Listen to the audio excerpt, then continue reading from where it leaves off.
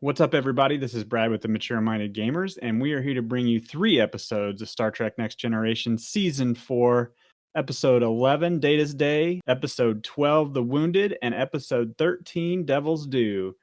We've got our standard bridge crew today. Ensign Will, would you like to say hello? Hello, everyone. And Lieutenant Commander Eric. Hey, how's it going? I am your captain. Eric, tell us about Data today. Make it so. This one's another change of pace episode where we see Data kind of doing a log where he's reporting back to Dr. Bruce Maddox. He's reporting his daily activities of what he does. I believe this is the second or third time since the episode that featured Maddox where Data is referencing him as like sending logs back. And then obviously anybody who has watched Star Trek Picard knows it's a big part of Picard. So I found it interesting to come upon this episode right when we were in the middle of the first season of Picard, but I liked it. So we have him giving his daily logs back in the middle of a couple of other things going on. We have Chief O'Brien getting married to Keiko, who I think, this is the first. The only last name she has that matters is O'Brien. This is true because that's how we're going to know her from here on out. So this is the first time we've ever seen her. Am I correct? I don't ever remember her from previous episodes, but so anyways, he's gonna marry her, and she gets some cold feet, and apparently her and Data are buddies, which I didn't realize since we've never seen her before. But he's tasked with trying to get her to be recommitted to the marriage, and on top of all this, we also get a Romulan spy who comes aboard the Next Generation, or comes aboard the Enterprise to do a diplomatic mission that's kind of held in a lot of secrecy. And so you kind of know something's going on with it. And it turns up that she was really a double agent. So what do you guys think of this episode, Data's Day? Oh, this is also the first time we meet Data's cat, Spot, which I found interesting. Which is crazy because you mentioned that this is the first time we meet Spot, but you're not sure if this is the first time we meet Keiko. You're not entirely sure if this is the first time, but you're positive it's the first time we meet Spot. That's true. It's because I care more about the cat than I do about her, apparently. I don't know. It's because Eric's got spotty memory.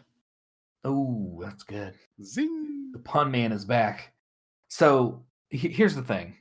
We see her a lot from now on, coming in and out, and it just seemed really weird to me that they just shoved her into all of a sudden she's going to marry Chief O'Brien, who's been a character now solid for 2 seasons, and he apparently has had this girlfriend. I didn't like this whole part of the episode, and also that Data is apparently her best friend. Like, where does that come from? I found that weird. Well, I don't remember them saying that they were best friends. It just with the Data is a friend. I don't know that there's anybody Data interacts with on the Enterprise that he isn't friends with, especially the bridge crew or the families of the bridge crew. Well, then I think O'Brien says that. Like, O'Brien goes to Data and tells him, you need to talk to Keiko because she's got cold feet, and you're like one of her really good friends. He says something to that effect. So I don't know. That was my problem with this episode. I did like the whole double agent aspect. We haven't seen that too much in the universe so far. So that was nice. And I like learning more about Data's life in general. I thought that was a good part of the episode too. Yeah, I like this episode. I would say that it is kind of interesting, or it makes this episode more interesting that we're watching Star Trek Picard right now, and that Bruce Maddox is such a big character in Picard that we're now running into another episode where he's kind of a big deal in the Next Generation. I think that this whole episode being from the mostly from the perspective of Data and seeing how he goes throughout his days and how he's navigating becoming more human, which is really kind of the heart of it all. He talks about, what he understands and doesn't understand about humans, the faux pas he makes about calling, Geordi a lunkhead, and, trying to understand Riker's humor and the coldness of the Vulcan, aka the Romulan.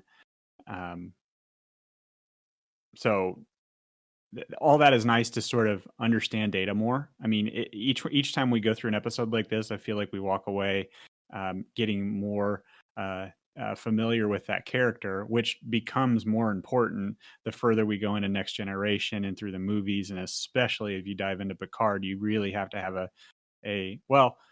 Let me back that up. I wouldn't say that you have to have a deep understanding of Data, but it sure makes Picard a whole lot better if you do. So, for those of you listening to both podcasts now, definitely take some time to learn more about Data and pay attention to episodes like this. All that said, though, since I guess it's still my turn, the subplot of this with the Romulans was kind of forgettable. It was it is kind of a big deal that we were interacting with the Romulans like this, in an overall thing, but the fact that it played second fiddle to this whole episode, I think, in my opinion, made it a great episode, because it took a really big thing and made it a really small thing by showing it through the eyes of somebody who doesn't get the anxiety or get worked up over what the reality of the situation is. So that was cool, I guess. But it was sort of forgettable and not really important at all. I mean, we had a double agent go back to the Romulans, big deal, and we almost had a skirmish with them, big deal. Ultimately, at the end of the day, that stuff didn't matter at all. I think the whole point of the fact that it's just another day on the Enterprise, so it's nothing new. It's nothing like out of the ordinary. I mean, it's kind of how I perceived it. I like that we got to kind of see Data's perception on all these little things that happen. I understand as far as like getting married, Miles O'Brien and Keiko getting married, which, Eric, when you say you didn't like how Keiko was kind of just like thrown into it, I mean, we never really see a lot of the outside relationships, especially for someone who had up to here coming up sooner. Miles O'Brien is kind of just more of a side character. I mean, who knows what his personal life has been? Just because we haven't seen it, we've never really focused on a Miles O'Brien episode, so we don't know what his quote unquote home life is like. But I like how we get how Data interacts with every single one of the characters, or almost every character, and how he fully doesn't understand emotion, love, and things like that, and then how he sees the full circle here when he's going to sick bay and he's meeting the little one, the baby that was born at the end. So I don't know. I thought it was really nice. It was a really fun episode. I do enjoy watching this one. All right, the Wounded is next in this one. Starfleet Captain Ben Maxwell, formerly Chief O'Brien's commanding officer, goes rogue, and he launches a series of attacks on the Cardassians. Not the ones I wish, though. The reality TV ones, I hate them. Yeah, was that a dramatic pause for us to laugh? Right, you guys missed it. Okay, all right. So, anyways, this is also the first time that we meet them. So we back to back, we've had some. Hey, look at these people. They've been here the whole time. You just didn't know about them. But we get the whole attacks on the Federation Cardassian border. Captain Picard's assigned to bring Maxwell in, and we get this whole almost of a struggle between the Enterprise crew and Maxwell. Some of them want to side with Maxwell. Formerly Chief O'Brien was one of his officers, so Chief O'Brien was a big advocate for him, and didn't think what he was doing was necessarily that bad because of the relationship that they had before the treaty was signed, or the ceasefire, I suppose. So we get a lot of emotions within the ship of what's right and what's wrong. This was all actually taking place when the U.S. and Iraq were having their Desert Storm conflict, or I'm sorry, Gulf War conflict. So I think that's what a lot of this episode pulled from, and was trying to, to kind of relate to real world events. This is also the first time that we meet. Well, what's the guy who plays Gul Dukat? You talking about Mark Alamo? He plays Gul Macet in this one, and he plays Gul Dukat in DS9. All right, yeah, that's him then. Yeah, so first time we meet him, who's obviously gonna be a reoccurring character on Deep Space Nine. when it comes out. He's also played a couple of other roles in the Next Generation beforehand, but nothing really notable. Just like a space alien here, and he plays the gambler in Time Zero coming up here. But yeah, all right. So I think that pretty much wraps up this episode's preview, guys. What did you think of The Wounded? And as we talked about for the last episode, I mean, we're really starting to see O'Brien come up as a kind of a more important character, and I like it. I like how calm how he portrays O'Brien. I like the character development for this character. He goes to transporter chief, and then he's just chief later on in DS9, and I enjoyed it quite a bit. I like Mark Alemo. I think he does a great job playing the Cardassians. I mean, obviously they don't really become a major villain in Next Generation, but what they become in Deep Space Nine is just unforgettable, fantastic. As far as story, Well, the episode. Go ahead. Sorry. Yeah, I just want to talk about that for a second because I don't think I disagree with you, but I sort of want to challenge that later on in the series we're going to get some more Cardassian interaction as we start to develop the Maquis, which then also springs forth a few more characters that are going to be important in Next Generation. So I don't know. From my perspective, I think that the Cardassians become kind of a key player in season 7 and 8. Yeah, to an extent. I don't really feel like they've ever become like a big protagonist. I don't think they ever really as big as the Borg or the Romulans. Do you think the reason they come in later is because of Deep Space Nine? I do. I don't. They may have been setting the stage for Deep Space Nine a bit, but I don't know that that's the reason why they were introduced. I think what we needed was, or what they were trying to introduce was another big player similar to like the Klingons and the Romulans that sort of, I don't want to say met in the middle between those two extremes, but did offer a different perspective. I don't remember what civilization they were based on. I'd have to look that one up, but I think they just offer a different superpower sort of perspective to the whole show. I think to Eric's question more was, do you think that's why they became more prevalent later on in the series? And I do feel like they become more prevalent in the series later because of their role in Deep Space Nine, and it kind of gave them fleshed out their race a little bit. Okay. But and then also to the point, as far as like in this episode, I didn't feel too drawn to any really particular remembrance or feelings in this episode, whether I liked it or not. It was, the story was just nah to me. It didn't, I don't know, it just didn't draw me in and keep my attention the whole time I watched this again yesterday. Yeah. I mean, I think I kind of think the same thing. As I was watching through this again, I think I was excited to see the Cardassians come in, but they seemed a lot more weak in this episode than I think they come across later in the future. So, as an introduction to the Cardassians, it was a little disappointing or lackluster.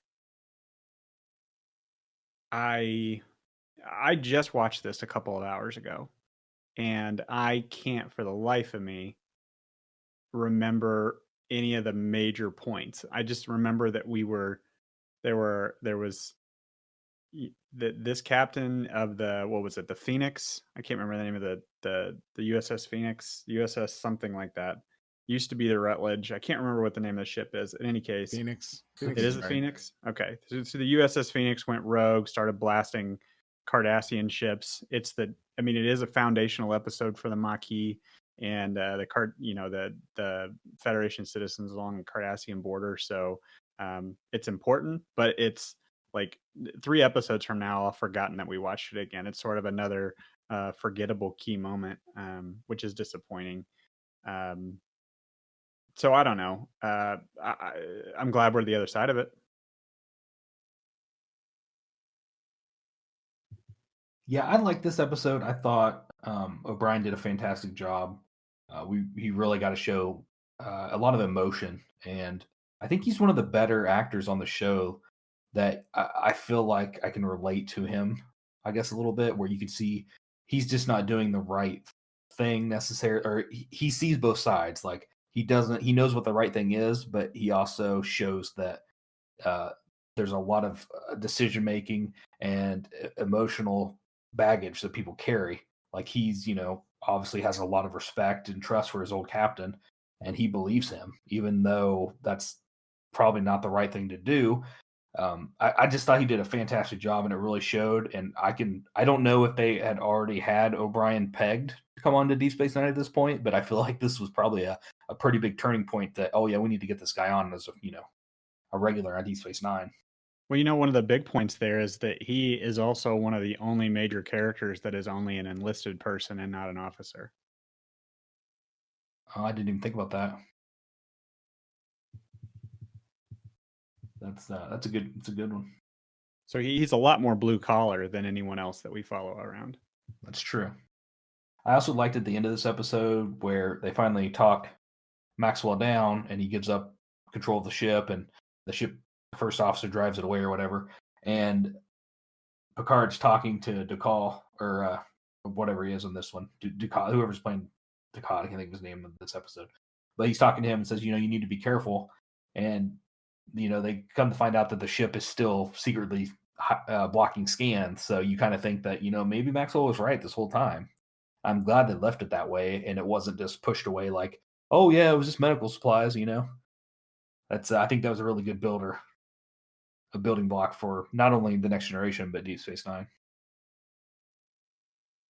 It definitely left the Cardassians to be open to more. It's not subterfuge. Is that the word I'm thinking of? Like spy and anyway, they're a lot more hidden, huh? Like double agent? No, not double agent. Just showing how deceiving they are, I guess, is kind of what you're meaning. Yeah, conniving. Yeah, conniving. They are a lot more conniving than any of the other species that are similar to this. Right. So one thing that I did notice when I watched this yesterday, did you notice that Gul Macet, did he have like a beard or a mustache? He had kind of mutton chops. Right. So I don't remember any of the Cardassians actually having any kind of like mustache or hair like that. Yeah, I don't think they did either, and they also had a lot of a reddish tinted skin instead of a gray tinted skin. So right. So they definitely went through some evolution changes. Yeah. Because all of the major species like this are based on some sort of they were basically like on a snake type design, if that's what you mean. No. I mean, they're say, for instance, the Romulans, their society is structured a lot like the Romans here. And so you've got centurions and you've got, you know what I mean? Like they've modeled the whole species around a not race, but a time period or a group of people on Earth. And I remember reading about Pharaohs. I don't think that's it. Yeah, we can move on. It'll come to me later. All right, guys, let's move on to the third episode, Devil's Due. This one we see the Enterprise answering a distress call from a Federation scientific delegate who is on Ventex 2, where the population is panicking because the Devil has come to collect her due. And she shows up, causes some chaos, an earthquake, beams on to the starship at one point, and tries to seduce Picard in bed, beams him down. They can't beam him back. So she's shown some unusual powers. But in the middle of all this, they're trying to figure out a legal way to get the planet out of this deed. And they end up finding a cloak ship. So an away team led by Riker beams aboard, and they end up capturing the ship, and Picard's able to show that all of her powers were technology based. And we get the famous Arthur C. Clarke's third law that says any advanced technology is indistinguishable from magic, which is one of my favorite things because how I feel about a lot of things. I mean, So can you imagine that if we saw advanced technology now? I mean, obviously, we would be able to recognize it as technology, or you would assume so. But I mean, you think about what things that you don't understand or are inconceivable to our our understanding or reasoning abilities, what that would actually look like. all right, I mean, you just have to go back, 50 years, you know, tell people we would be communicating on the internet together, clear across the world, and doing videos, and that's all craziness to them. Or I mean, think about 100 years ago, we'd be flying in the air.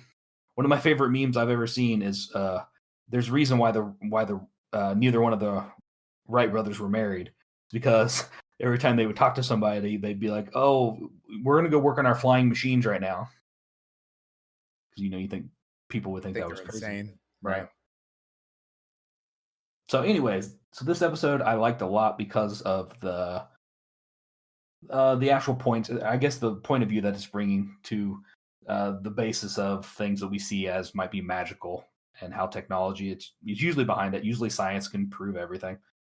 What do you guys think of this episode, Devil's Due?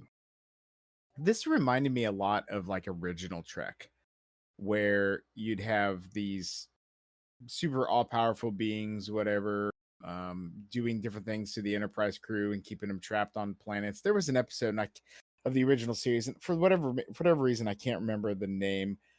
I just remember that there was a cat and a guy, and then the cat was actually a magician who could change forms, and they kept the Enterprise crew down on the planet, and it just reminded me of that kind of thing. I mean, when the settlers of this world or whatever, Dr. Clark and his people, the Ventax 2 or whatever, they entered the Faustian deal with Audra.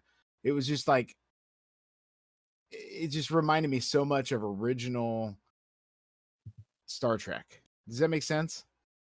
Oh yeah, I had the same thought. It definitely pulls a lot from that because I like you said, I'm pretty sure there's either one or maybe even two episodes in the original that are pretty much have the same plot. Right. Or some sort of there was the one where he was like they were saying they were Roman gods or Greek gods or whatever, and they were like, "Oh, you can't take away our children, and we're all powerful. We were those gods on Earth a long time ago." Well, they were just aliens, that kind of thing. They have their own types of technology. This is basically an updated version of that for the next generation. Is how this episode really felt to me. It didn't displease me. It didn't, wouldn't make me want to watch the next generation just based on this episode, but it wasn't bad. I so there are definitely parts of this episode that I like, and then I remember, especially the parts about Audra taking the form of different creatures in each of the different civilizations. So, took the form of a Klingon um, antagonist, and as the devil here on Earth, and it took lots of different forms. Even mentioned being so and so to the Ferengi and whatnot. So trying to establish the fact that all the different civilizations ultimately had the same mythos, or the same characters in their mythos, just named slightly differently. So that was kind of an interesting concept to toss around.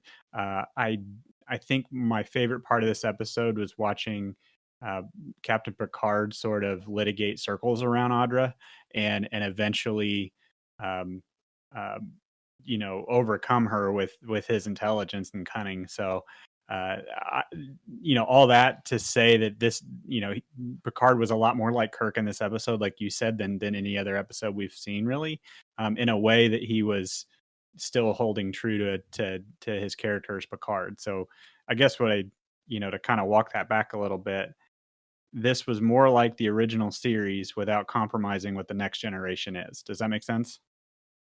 Well, yeah, because Kirk would have slept with the devil. Well, that's probably true too. Well, and then this one was also this is one of the episodes that was going to be in phase 2.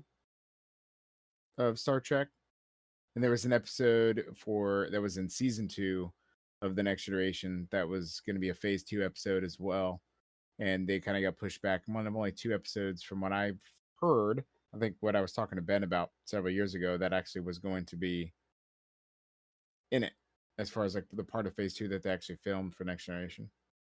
I think they pulled a lot of ideas from the phase 2 stuff. So yeah, and being an older plot line, like you said, relatable, I can definitely see that. Yeah, you could definitely tell it wasn't as up to snuff as some of the episode stories you've been getting into season 4. This one did win a Emmy for costume design. Forgot to mention at the beginning. And it was the highest single episode rating for this season. Which again, it seems weird. We had one of those happen earlier. It didn't seem like the episode should have been in that position. I forget which one it was. I think it was like the lowest rating. And it seemed surprising, and this one was the highest. I don't know why. It makes me wonder at the time, the early 90s, if it was all based off advertising. Like or just it happened to hit on a time when it was like a national holiday or something, does that make sense? Like when people would watch it, like why is this episode more popular? What did they do to make this one draw more attention? Do you think it had to do with maybe the weekend it fell on TV? Was there like because this was in February, right? Was there a big snowstorm? Was there something going on in 91 that people were like, oh, we're gonna just not go out and watch TV? It makes me wonder on this one because I mean we've all seen all the Trek up to this point. This is not my favorite episode by any means. Like heck, I would have said The Wounded was, well, I know in my opinion The Wounded was better than this one. So I mean I enjoyed this episode a lot. I love the meaning behind it, and I thought it was a good episode overall. So I just don't know why it was number one. Yeah, I don't know. It's lost on me as well. So nothing left on this episode, but I did find what I was looking for earlier, and that the Cardassians are a mix between Nazi Germans and the Russians in World War II era, and that the Bajorans were supposed to represent Jewish culture, or not culture, but Jewish, the way that the occupation of Bajor and whatnot, that was supposed to be the Nazi Germany versus Jews. I see more of like I was saying before. I see more of the pharaohs ruling over their slaves, and with the Ankh symbols and the really tall in those metal like suits that they're wearing with the snake head. I kind of see it more of that than I do see Nazi Germany. And I disagree. I totally see it as the Jews. I mean, just think of how religious they made them. I can totally see that. One of the reasons I can imagine, though, that this episode that we're just talking about, the Devil's Due, I wonder if it got a higher rating because of you got to think, though, this episode was also a lot more whimsical than some of the other episodes and more fun and less drama. Up to this point, we've kind of seen a lot of drama, some heavy thinking episodes. I mean, we've seen Picard getting turned into the Borg, people dying and all this other stuff, and then all of a sudden we just have a good, fun, original feel. What people obviously love the original series, and it could be one of those things that like, hey, people really got into this one because of the phantasm. Does that make sense? I think so, yeah. I mean, just a thought. Wasn't deep and emotional. It was just a fun entertainment. But that's what I got. It's episode 13 of 22, right? So we're approaching that midway point again, where we're just filling the center of a series. Yeah, and they said at the beginning, or we read at the beginning, that they were trying to focus on character-driven stories, I guess, where we get a lot about one character. And this one is not in that same breed. We don't get one character being the main person in it, like we did in the previous one with Chief O'Brien, and before that Data, and so and so. Right. Well, any other final thoughts? Nothing here. Wrap it up. Wrap up. All right, everybody. Thanks for checking out our podcast where we covered Star Trek: The Next Generation, Season 4, episodes 11, 12, and 13. Don't forget to check out all of our content on our website, maturemindedgamers.com. We do board games, video games, and much more. Have yourself a great night.